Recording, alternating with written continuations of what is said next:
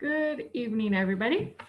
I am Mrs. Smith, and I am going to do a live study session for Stages of Development discussion post for Child Development Semester 1.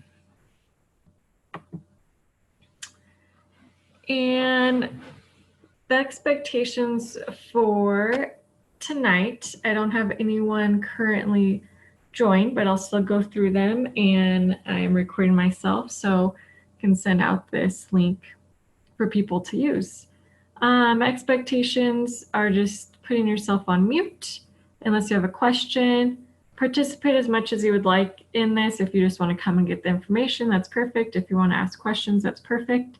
You can ask questions by chat message or by talking, and then being respectful to all classmates, and then have fun, because learning is fun, and when we have fun, we have a better day. And then there's my email address, and you can email me with any questions you may have.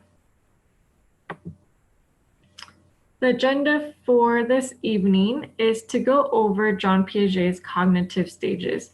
Since those stages is what the discussion post is about, I thought it would be helpful to go over the stages and go over what John Piaget says is developed in each of those stages, so that that information can then be applied to the discussion post. Then after that, I will have time for any questions, and then I'll go into the actual discussion post part, go over the expectations, the rubric, and then some examples, and then have time for some more questions. So for John Piaget, he focused on cognitive development, and cognitive development is all mental activities. So that's how people think, how we know information, how we remember things. And Piaget really became interested in looking at children and looking at the incorrect responses children gave for certain questions or activities, and realized that we could learn a lot from those incorrect responses. Why were those children giving incorrect responses?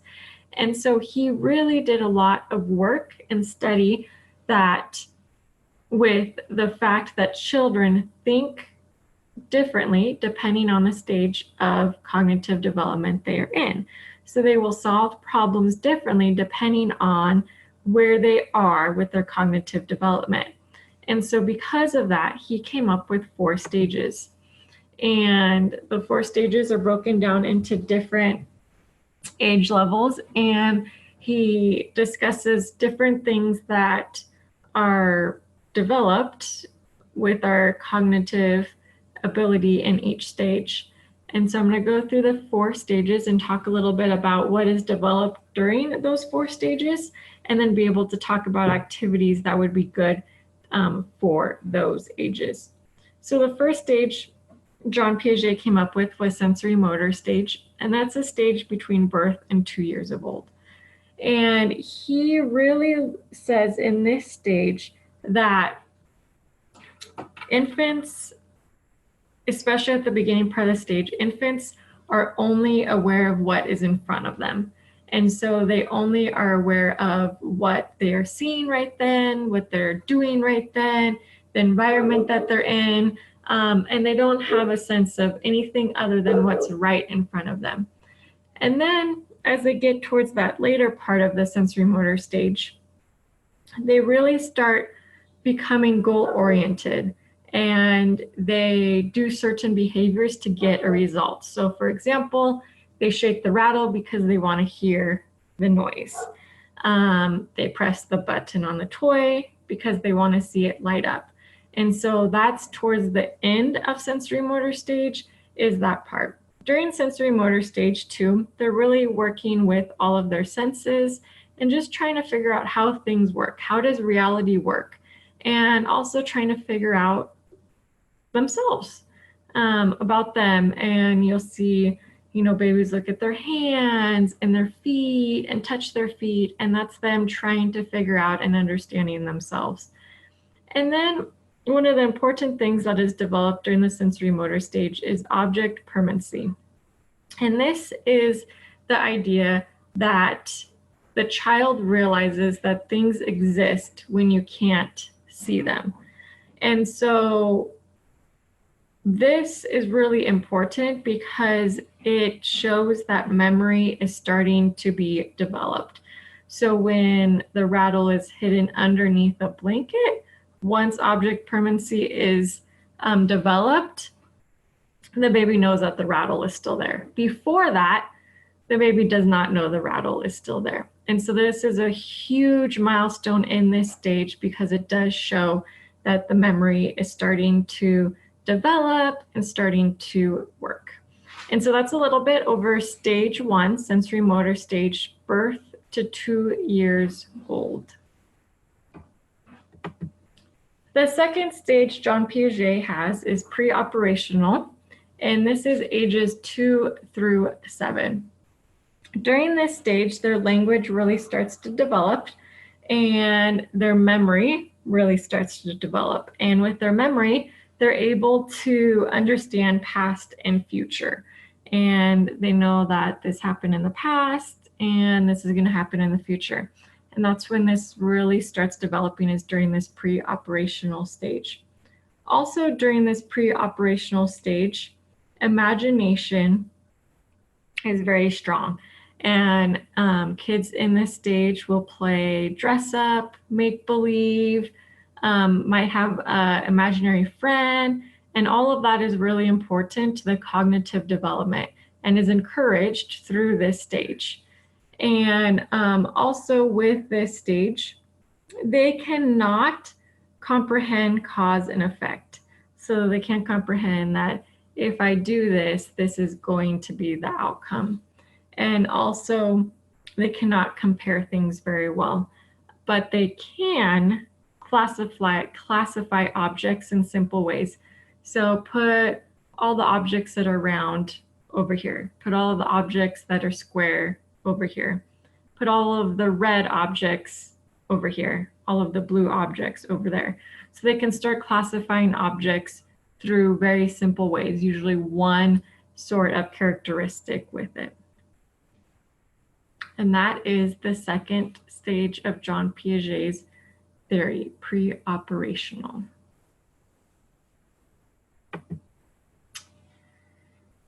His third stage is concrete operational. And with concrete operational, this is ages 7 through 11.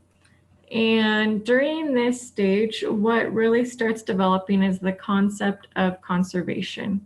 And what this concept is the quantity of an item will stay the same even with a different shape. So I have water in a tall, skinny glass, and I have water in a fat, short glass. That is the same amount of water, even though it's in different shapes. And so during this stage, the child is able to understand that concept. Before this stage, they are not able to understand this concept. Also during this stage, the child becomes less egocentric and they start realizing that their own emotions can be different than other people, that their emotions are unique to themselves. And what they are feeling about a certain situation or something that has happened is not how everybody feels about that situation. During this stage as well, the child can create logical structures. And so they're able to put things together, put together a logical sequence, but it still all has to be with physical examples. They are not thinking abstractly yet and can't think that way, but they can start putting those logical structures together. There has to be that concrete example, those concrete situations to allow the child to learn. And that is what happens in the concrete operation stage of John Piaget. The fourth and final stage of John Piaget's theory is formal operations, and this is from age 11 and up. And during this stage is when abstract thinking develops, and the child can really start thinking abstractly and using that way to learn. The child can start creating hypotheses, and they can start using symbols. So, for example, in algebra and science, they're able to use symbols to complete a math problem or a science problem. They are able to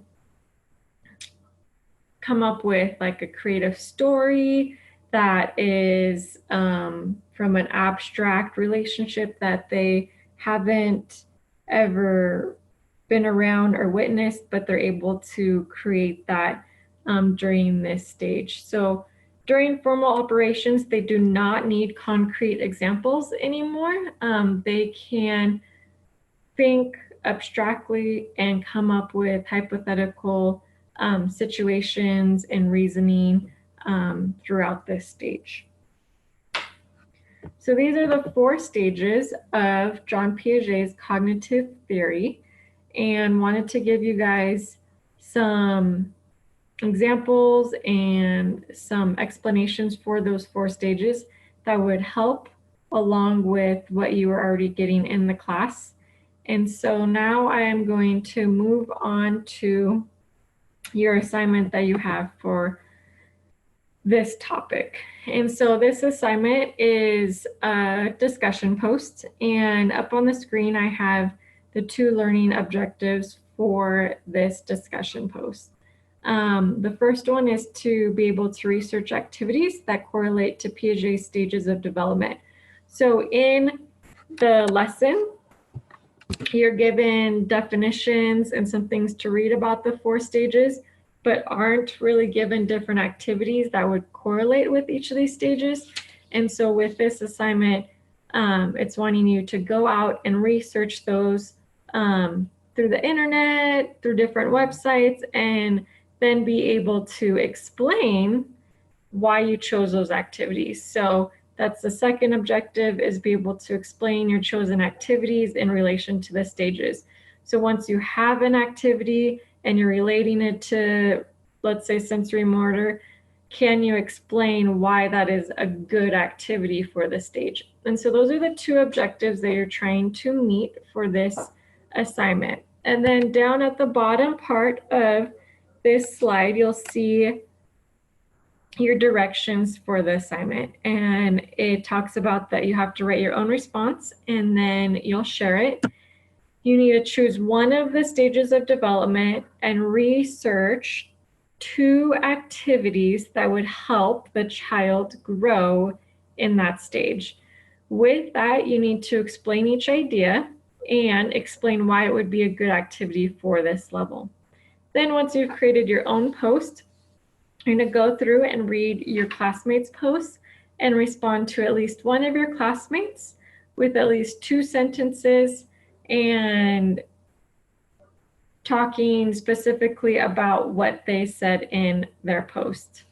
Always being positive with your responses and with your discussion forum.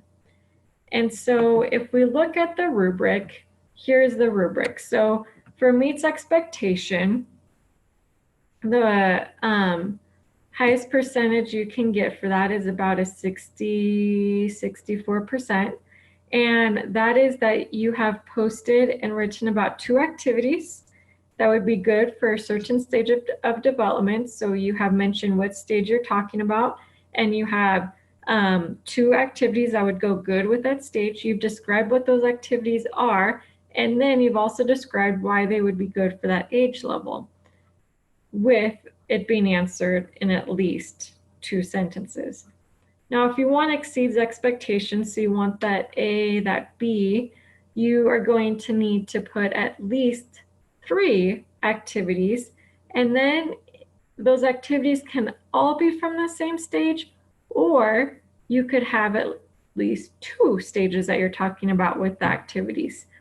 And then same thing, you're describing what the activity is and why it would be good for that age level. And then with each discussion post, you need to have commented on a classmate's post to get meets expectation, which is again about that 64%. you're going to need to at least respond to one classmate, and then to get that exceeds expectation, if you're looking for that A or that B, you're going to need to respond to at least 2 of your classmates.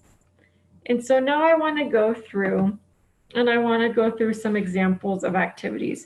So I want to give you something to start with your thinking, so that you have a starting point for this discussion post. And so I went through each four stages, and I've talked about 2 activities for each stage. Now again, if I wanted to get an exceeds expectation on this assignment, I would need to add a 3rd activity to each of these. And so if I did sensorimotor and I put that into the discussion post, what I have written here would get me a meets. If I want exceeds, I need to add that 3rd activity. So with sensorimotor, my first example is giving the child a toy that makes a noise. This will allow the child to play with the toy that will allow them to use their senses. And this will eventually lead to a cause and effect relationship. So I've talked about here an activity. I've talked about how it will help with their senses, which sensorimotor, they use a lot of their senses to be able to learn. And then I talk about how it will help them in the future with developing certain cognitive abilities. And then the second activity I've written about for sensorimotor is playing peekaboo. And I talk about how it's another great activity, and that this activity will allow the child to start learning things that are still there when they are hidden, which goes back to that object permanency, that is a way to allow the child to know that there's something still there even when they can't see it. So peekaboo is a very good activity to do in the sensorimotor stage. The next stage of development, preoperational, I have talked about 2 different activities that would be good for that stage. The first one that I talked about is dress up play, and that would be a good. And I talked about that this type of play, dress up play, allows the child to start seeing others' perspective, which when I go back to looking at what preoperational is, we're talking about imagination, which is huge with dress up play, and then seeing others' perspective. That is something that we want to work on the child with, so that when they get to that 3rd stage, that's developed. And then the second activity I have written about for preoperational is that playing with Play-Doh is a great activity, because with this, they can use their imagination. They can start building different shapes and stuff, and then they can start working on that concept of conservation, which is developed during the next stage. And so that's what I wrote there. I said they can start developing this, but it's not developed until the next stage. Even though it's not developed until the next stage, you can start doing activities with the child, with the stages before that, to start allowing them to play with that, so that when they get to the stage of that being able to develop, they can get an idea of what that concept is. The 3rd stage of concrete operations, I have came up with 2 different activities for that one. And the first activity I talk about is cooking with an adult. And why this is a good activity for concrete operations is it allows the child to work on that conservation. And so we know that that's when this idea, this concept is developed, is during this 3rd stage. And so they're starting to be able to see, okay, even though they're different shapes, they can still be the same amount. And so cooking is a great thing to be able to do to work with that concept. And then another thing that cooking is really good with is the child is able to put things into different groups. So put everything over here that are all vegetables, put everything over here that are all green food items. And so it helps them start to develop that as well. Then the second activity I talk about for concrete operations is putting together just a simple experiment with the child where there's just a couple of variables, maybe one or two. And this really starts allowing the child to look at the world abstractly. So we know in that last stage, that's when that concept really develops. But it's important for us to do activities leading up to that stage. So with that second activity I put in as my example, I would want to do that activity towards, more of the later. We can always do experiments even with younger kids, but adding those variables more at this later stage to kind of show, okay, if I do this, what's the outcome? What do you think is going to happen? And kind of start developing that abstract thinking. And then the last stage, formal operations, the two activities that I have discussed is one, having the child write a story about a hypothetical situation. And so having the child apply their creativity to a situation. So it's using that abstract thinking, a situation where they have not been in, but allowing them to use that creative part of their brain to write that story. And then the second activity that I have given as an example is having the child explain how they got an answer. So instead of just having them do the math problem, have them explain how they got the answer. And this allows the child to develop their reasoning skills. They have to be able to explain, how did I get that number 4? Where did that come from? What did I do to get that number? And so that's a great activity to do with formal operations as well. So I wanted to give you guys a rundown on the 4 different stages and what they all entailed and what gets developed. And then I wanted to give you guys some examples of different activities that can be done during each of those stages, and then give you an example of how do I talk about that activity and how do I relate it back to the stage. And so that way, when you go to do this assignment, you'll be able to do it correctly. You'll have the resources there, and then you'll be able to meet those objectives with the assignment. And so with that, I am done for the evening. If you have any questions, please let me know.